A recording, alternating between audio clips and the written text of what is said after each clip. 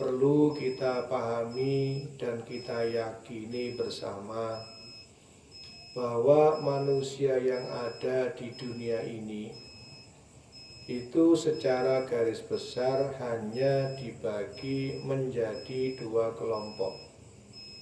Saya ulangi lagi agar panjenengan semuanya ingat bahwa semua manusia yang ada di dunia ini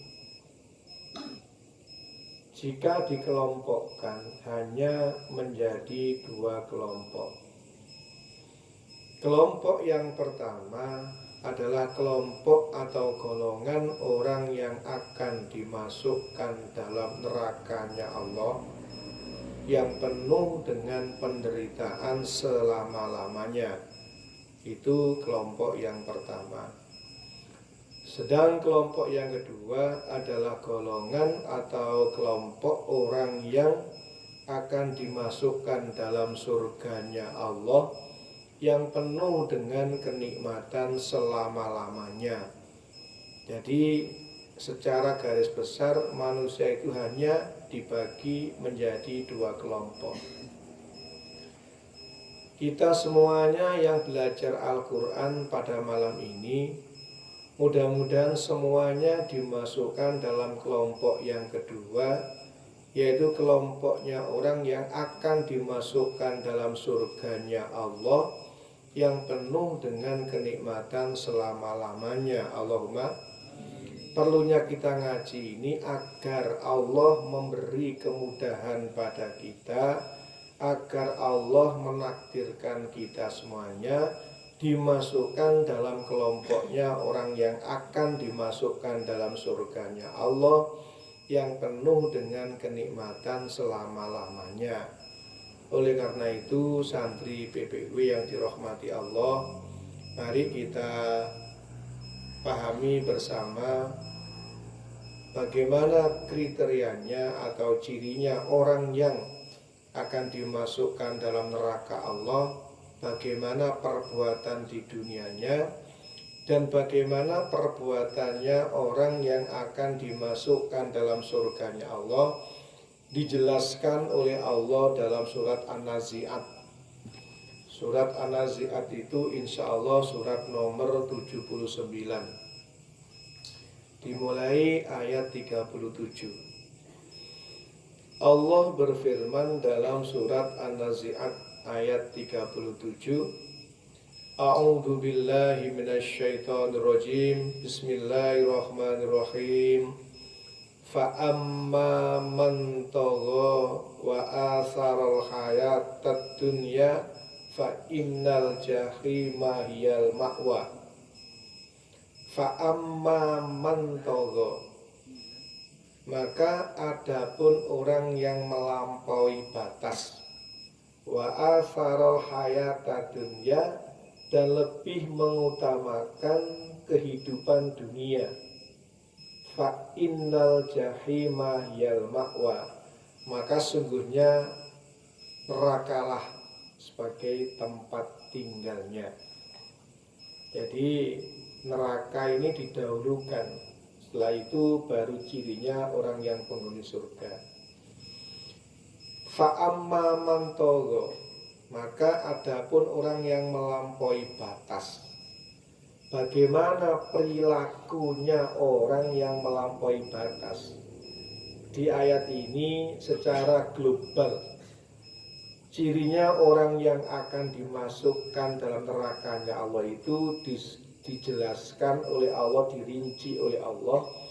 Secara global hanya ada dua perilaku. Perilaku yang pertama adalah orang yang melampaui batas. Yang kedua, orang yang lebih mengutamakan kehidupan dunianya daripada kehidupan akhiratnya. Atau bisa dikatakan orang yang mencintai dunia. Jadi kelompoknya orang yang akan dimasukkan dalam nerakanya Allah itu, yang pertama kelompok orang yang melampaui batas, dan yang kedua orang yang cinta dunia. Sekarang yang kita bahas yang melampaui batas dulu. Bagaimanakah perilakunya orang yang melampaui batas? Semua perbuatan-perbuatan jahat, semua perbuatan-perbuatan yang tercela, semua perbuatan-perbuatan yang diancam dengan laknat Allah, bisa diancam dengan siksa yang pedih, atau diancam dengan tidak mendapat bimbingan dari Allah, atau ancamannya akan dimasukkan nerakanya Allah, atau ancamannya akan dihinakan oleh Allah, dan seterusnya. Itu semua perbuatan itu termasuk perbuatan yang melampaui batas. Cari di Al-Quran perilaku atau perbuatan apa saja yang diancam oleh Allah dengan neraka, atau dengan siksa yang pedih, atau dengan kehinaan, atau dengan kerugian, atau dengan dibenci oleh Allah. Semua perbuatan-perbuatan yang diancam dengan laknat, dengan siksa, dengan tidak dibimbing, itu termasuk perbuatan yang melampaui batas. Apa contohnya? Suatu misal, walladzina kafaru wa kadzabu bi ayatina ulaika ashabun nar. Dan orang-orang yang ingkar dan mendustakan ayat-ayat Allah, faulaika ashabun nar, maka mereka itulah penghuni neraka. Berarti perbuatan yang melampaui batas adalah ingkar pada Al-Quran dan mendustakan Al-Quran. Mengapa ingkar pada Al-Quran dan mendustakan Al-Quran dikategorikan perbuatan yang melampaui batas? Sebab ancamannya sama. Perbuatan yang melampaui batas diancam dengan neraka. Mengingkari Al-Quran, ingkar pada Al-Quran dan mendustakan Al-Quran juga diancam dengan neraka. Berarti penafsiran dari perbuatan yang melampaui batas adalah ingkar pada Al-Quran dan mendustakan Al-Quran. Masih banyak lagi, termasuk ada lagi, wa may ya'sillaha wa rasulahu wa ta'atta hududahu yudkhilhu naran khalidan fiha. Wa may ya'sillaha, barang siapa yang durhaka kepada Allah, wa rasulah, dan durhaka pada Rasul, wa ta'atta hududahu, dan melanggar ketentuan-tentuan Allah, yudkhilhu naran khalidan fiha. Surat An-Nisa ayat 14. Orang yang durhaka pada Allah dan Rasul dan yang melanggar ketentuan-ketentuan Allah, itu termasuk perilaku yang melampaui batas. Kenapa? Sebab perilaku melampaui batas diancam dengan neraka. Orang yang durhaka pada Allah dan Rasulnya dan yang melanggar ketentuannya juga diancam dengan neraka. Berarti perilaku durhaka pada Allah dan Rasul dan melanggar ketentuannya termasuk perilaku yang melampaui batas. Begitulah cara menafsirkan Al-Quran. Masih banyak lagi itu. Wa man a'rada an dzikri fa inna lahu ma'isyatan dhanka wa naksyuruhu yaumal qiyamati a'ma. Barang siapa yang berpaling dari peringatanku, maksudnya berpaling dari Al-Quran. Wa man a'rada an dzikri fa inna lahu ma'isyatan dhanka, maka sungguh baginya kehidupan yang sempit. Wa naksyuruhu yaumal qiyamati a'ma, dan kami kumpulkan mereka dalam keadaan buta di hari kiamat. Berarti diancam juga dengan neraka. Berarti perilaku melampaui batas bagaimana? Orang yang berpaling dari peringatan Allah, orang yang berpaling dari Al-Quran, itu termasuk perilaku yang melampaui batas, sebab berpaling dari Al-Quran sama ancamannya dengan orang yang melampaui batas. Orang yang melampaui batas diancam dengan neraka, sedang orang yang berpaling dari peringatan Allah, orang yang berpaling dari Al-Quran diancam juga dengan neraka. Berarti perbuatan melampaui batas itu contohnya banyak sekali yang ada di dalam Al-Quran. Makanya kita belajar Al-Quran, belajar memahami maksud ayat-ayat Al-Quran, gunakan penafsirannya menggunakan ayat-ayat yang lain. Harus banyak membaca terjemah Al-Quran. Tidak hanya membaca ayatnya saja, tapi tolong baca juga terjemahannya agar paham dan bisa mengamalkan. Jadi yang dibaca tidak sekedar ayatnya saja, baik membaca Al-Quran. Sebab satu huruf saja, satu huruf, Allah itu membalas 10 kebaikan. Alif, lam, mim, 3 huruf, sehingga balasannya 30 kebaikan. Akan tetapi lebih baik lagi setelah dibaca ayatnya, dibaca terjemahannya, agar kita bisa memahami apa maksud ayat tersebut, sehingga bisa diamalkan dan bisa diajarkan. Kalau tidak tahu maksud ayat, tidak tahu terjemahannya, tidak mengenal maksud ayat, bagaimana kita bisa beramal pada Al-Quran? Memang perintah Allah dalam Al-Quran, ayat-ayat Al-Quran itu hendaknya dibaca. Utslu ma uhiya ilaika minal kitabi. Bacalah apa yang diwahyukan kepadamu dari Alkitab. Utslu ma uhiya ilaika minal kitabi. Berarti Allah memberi perintah pada kita semuanya agar kita semangat dan senang membaca ayat-ayat Allah yang ada di dalam Al-Quran. Apakah cukup hanya dengan dibaca? Tidak. Semua ayat yang ada di dalam Al-Quran, yang jumlahnya ada 30 juz, 114 surat dan 6.236 ayat, itu menjelaskan perilaku-perilakunya orang yang menghamba hanya kepada Allah. Jadi menghamba pada Allah tidak cukup dengan membaca ayat Al-Quran, tapi juga belajar memahami maksud-maksud ayat yang ada di dalam Al-Quran. Sebab di surat Al-A'raf, surat nomor 7 ayat 3, ittabi'u ma uhiya ilaikum mir rabbikum. Ikutilah apa yang diwahyukan kepadamu dari Tuhanmu. Bagaimana kita bisa mengikuti atau mengamalkan Al-Quran sementara tidak mau belajar memahami maksud ayat Al-Quran? Innalladzina amanu wa amilus sholihat.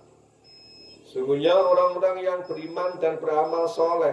Bagaimana bisa beramal soleh kalau tidak paham maksud Al-Quran? Sebab amal soleh itu sumbernya dari Al-Quran. Oleh karena itu, santri PPW yang dirahmati Allah, bersungguh-sungguhlah di dalam memahami Al-Quran. Belajar membacanya bersungguh-sungguh, belajar memahami maksudnya juga bersungguh-sungguh, mengamalkannya juga bersungguh-sungguh, mengajarkannya juga bersungguh-sungguh. Itulah yang diperintahkan Allah. Jangan malas belajar Al-Quran. Saya yakin seyakin-yakinnya, jika hidup tidak beramal berdasar Al-Quran, pasti susah. Pasti gelisah hidupnya. Kenapa? Kan tidak paham solusinya untuk menyelesaikan masalahnya. Al-Quran itu solusi untuk menyelesaikan berbagai persoalan yang dihadapi oleh masing-masing individu manusia. Antara manusia yang satu dengan yang lain, soal yang diberikan oleh Allah, ujian yang diberikan oleh Allah, ada persamaan dan ada perbedaan. Karena soalnya atau ujiannya atau cobaan pada diri manusia dari Allah tidak sama, maka dalam menyelesaikan persoalannya pun juga tidak sama. Persamaannya masing-masing wajib menggunakan Al-Quran sebagai pedoman untuk menyelesaikan segala persoalan yang dihadapi. Kalau tidak paham Al-Quran, kesulitan bisa merasakan nikmatnya hidup ini. Kesulitan. Jangan lagi menunggu di akhirat. Kenikmatan hidup di dunia tidak akan bisa diraih oleh orang yang tidak mau beramal berdasar Al-Quran. Tidak akan bisa diraih. Karena apa?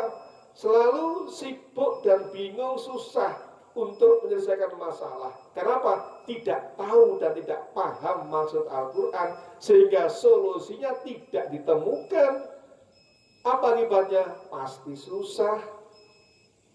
Dihina orang saja sudah susah.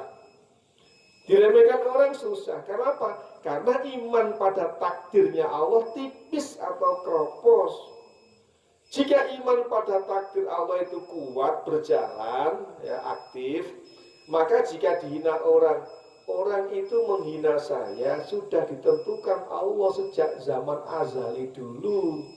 Sebelum Allah menciptakan jagat raya ini, sudah ditulis oleh Allah apa yang akan terjadi di dunia ini. Sehingga jika kita dihina orang lain, apa perintah Allah dalam Al-Quran? Fa'fu anhum, ampunilah mereka. Tidak usah kita menjawabnya dengan emosi, dengan marah-marah. Duluan mana adanya kita di dunia ini dengan penentuan ketentuan Allah di zaman azali. Duluan ketentuan Allah di zaman azali. Itu jika imannya pada takdir aktif. Makanya kesulitan untuk mencapai kebahagiaan tanpa iman yang benar, kesulitan. Dihina temannya tukaran, diolok sakit hati, ya karena iman pada takdirnya nggak berjalan, nggak aktif. Jika iman pada takdir aktif dan berjalan, disanjung dan dihina sama-sama, itu ketentuan Allah hanya untuk menguji saya. Kalau disanjung orang lain karena kebaikan kita, yakini kita bisa berbuat baik karena ditolong oleh Allah. Maka sanjungan manusia pada diri kita langsungkan untuk menyanjung Allah, sebab diri kita bisa baik karena ditolong oleh Allah, dijadikan baik oleh Allah. Yang penentuan baiknya kita sudah ditentukan oleh Allah di zaman azali, yaitu zaman sebelum Allah menciptakan siapa-siapa dan sebelum Allah menciptakan apa-apa. Apapun yang akan terjadi di dunia sudah ditentukan oleh Allah. Sehingga orang yang iman pada takdir Allah aktif, maka antara disanjung dan dihina tidak ada bedanya, sebab sama-sama datangnya dari Allah, sama-sama ujian dari Allah. Jika disanjung orang berarti ujian khair, jika dihina orang berarti ujian syar. Allah menciptakan kita di dunia ini hanya diberi dua soal atau dua ujian. Wa nabluukum bisyarri wal khairi fitnah. Dan kami Allah menguji kalian dengan ujian syar dan khair. Dicaci maki orang, dihina orang, diremehkan orang, itu ujian syar. dimuliakan orang, disanjung orang, dihargai oleh orang, itu ujian khair. Miskin ujian syar, kaya ujian khair.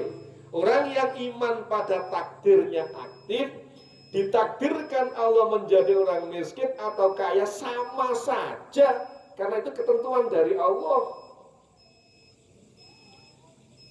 Makanya nggak usah ngoyok menjadi orang kaya, nggak usah takut jadi orang miskin. Orang yang beriman dan bertakwa pada Allah, meskipun kaya dia akan bahagia, meskipun miskin dia tetap bahagia karena mendapat pertolongan dari Allah. Itu jika imannya pada Allah aktif. Iman pada malaikatnya aktif, iman pada kitabnya aktif, iman pada Rasul aktif, iman pada hari kiamat aktif, iman pada qadha dan qadarnya Allah aktif. Maka tidak ada bedanya disanjung dan dihina, tidak ada bedanya kaya dan miskin, sebab bersama Allah pasti mempunyai jiwa yang tenang, walaupun orang lain mengatakan susah. Ini wajib paham ini santri ini. Makanya tanpa paham Al-Quran kesulitan, untuk bisa tenang kesulitan. Dihina orang sudah marah-marah. Saya nggak mau menghina orang, tapi juga tidak mau dihina orang, goblok.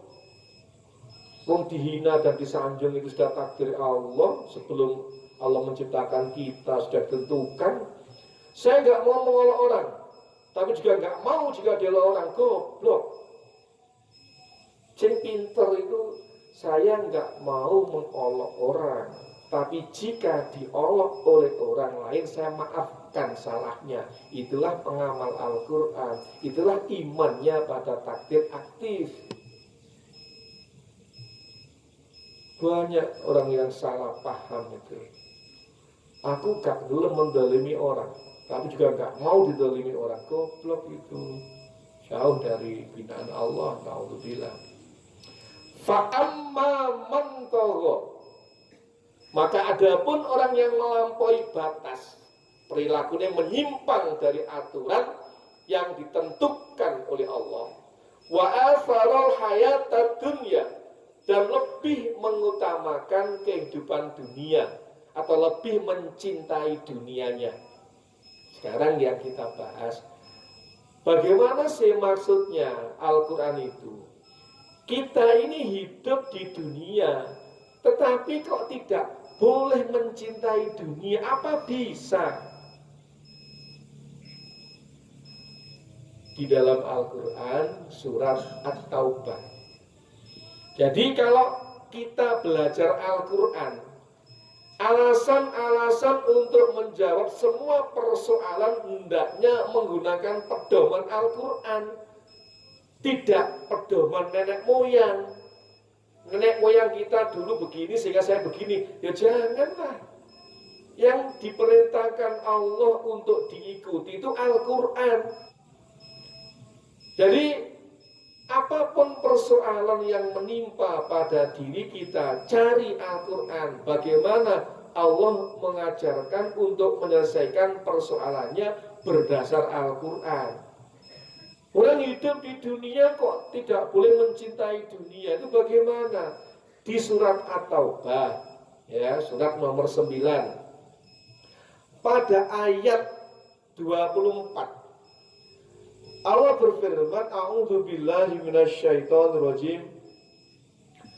Qul in kana aba'ukum wa abna'ukum wa ikhwanukum wa azwajukum wa ashiratukum wa amwalun iktaraftumuha wa tijaratun takshawna kasadaha wa masakinu tardawnaha ahabba ilaikum minallahi wa rasulihi wa jihadin fi sabilihi fatarabbasu hatta ya'tiyallahu bi amrih wallahu la yahdil qaumal fasikin. Katakanlah, jika bapak-bapak kalian, kul in kana aba'ukum wa abna'ukum, dan anak-anak kalian, wa ikhwanukum, dan saudara-saudara kalian, wa azwajukum, dan istri-istri kalian, wa ashiratukum, dan keluarga kalian, dan seterusnya. Ahabba ilaikum minallahi wa rasulihi wa jihadin fisabilihi. Jika mereka yang tersebut di atas tadi lebih kalian cintai daripada Allah, Rasul, dan jihad di jalannya, fatarabbasu hatta ya'tiyallahu bi amri.